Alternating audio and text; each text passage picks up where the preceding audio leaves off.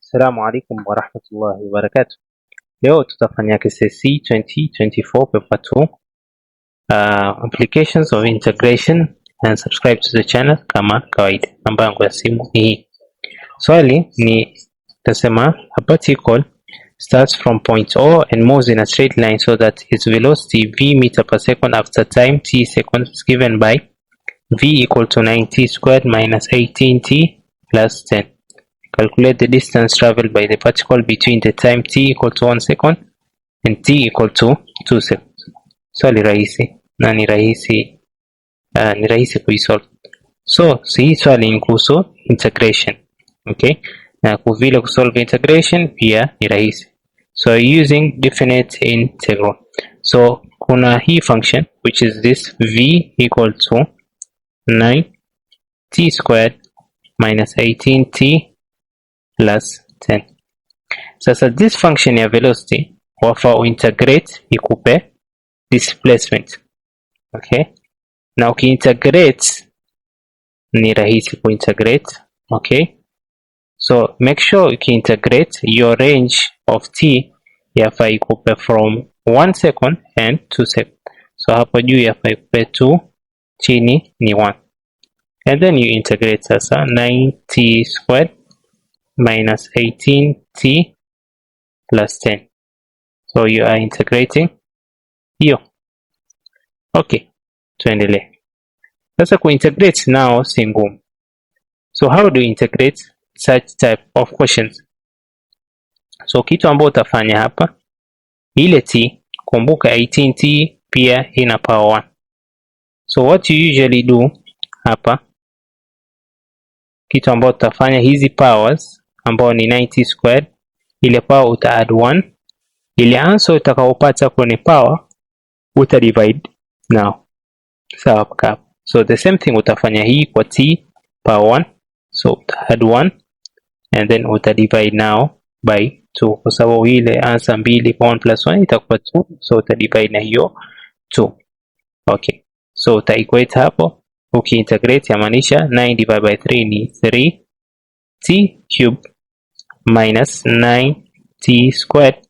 Hai, rule nyingine ni kuwa ikiwa ukiona namba peke yake which is a constant, haina leta mbele, nyuma wala nyuma. So ukiintegrate hiyo leta itapatikana sasa. So utaandika 10t. Okay. So hii kitu ni definite integral. Yamaanisha ni ziko na range of values which is between 2 and 1. So what you do, hizi 3t sijui nini, 3t cube, something like that, uta integrate. So and it should be between 2 and 1. Tayari tusha integrate, but it's 2 ku substitute. So wachukua hiyo ya t, remember pale ambapo kuna t sasa wa substitute na 2. So utaandika 3 into bracket t cube minus 9 times 2 squared plus 10 times 2. So hile ni ya 2 peke yake. As for hile ya 1, pia utafanya hii the same thing. So utachukua 3 into bracket 1 cube minus 9 into bracket 1 squared plus 10 times 1. And then you subtract the 2. Sawa baka.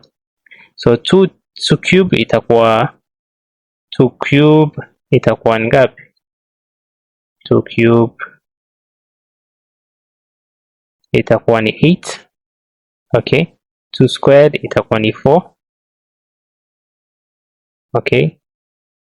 Itakuwa ni 4. Na pia hii. So make sure ume highlight hizi so that we can solve these questions. Hai. So answer yako hapa ni very easy. So 2 cube ni 8, 3 times 8 ni 24 minus 2 times 2 ni 4, 4 minus 36 plus 20. So hapa subtract 3 times 1 cube, 3 minus 9 plus 10. Sasa hizi 24 minus 36 plus 20 ukizi yani ukisubtract na ukiadd yafaa answer ipe 8. Okay, so tayari shamalizana hii.